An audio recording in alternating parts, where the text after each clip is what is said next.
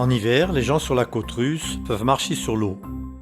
Les groupes se rassemblent dans la ville de Vladivostok pour s'amuser sur la mer gelée, même dans les températures les plus froides.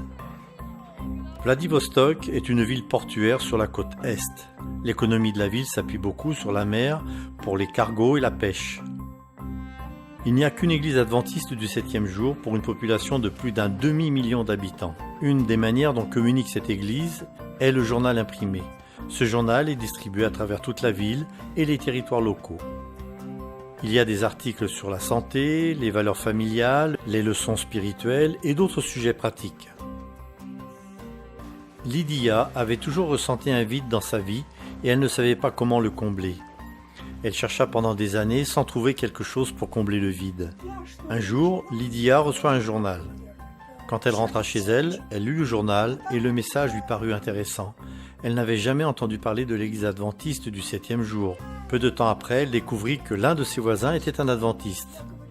Elle lui demanda quand elle pourrait recevoir le prochain journal. Quand il arriva, elle lut chaque article et prit la décision de visiter l'église adventiste locale. Lydia parla au pasteur et entama les études bibliques. Elle fréquenta l'église tous les sabbats et décida de se faire baptiser. Depuis, Lydia est devenue très impliquée dans les ministères de l'église. J'aime l'église adventiste parce qu'on n'y étudie pas seulement la Bible. On y fait aussi des choses pratiques et on répond aux besoins des gens. Je peux trouver un ministère qui me correspond et mettre en œuvre mon énergie ici, malgré mon âge. Chaque fois qu'il y a un nouvel arrivage de journaux, Lydia est toujours prête à aider. Elle a 82 ans, mais l'idée d'être engagée dans le ministère lui donne beaucoup d'énergie. Je participe à la distribution des journaux.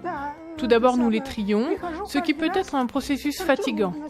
Ensuite, nous les prenons et les distribuons dans les boîtes aux lettres et aux gens dans la rue. Le ministère des journaux n'est qu'une des nombreuses manières dont cette église rayonne. Le dimanche, un groupe se réunit pour un cours de remise en forme et de santé. Ils font de l'exercice ensemble et apprennent à prendre soin de leur corps. Plusieurs fois par an, les membres de l'église louent une salle et mettent en scène un concert spécial pour la communauté.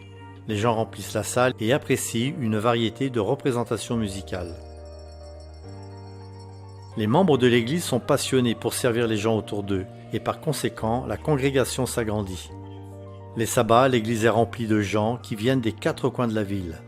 Ils chantent et étudient ensemble et chaque semaine, ils prient pour que Dieu guide leur congrégation. Les membres sont maintenant si nombreux qu'ils ont commencé à construire une deuxième église à Vladivostok.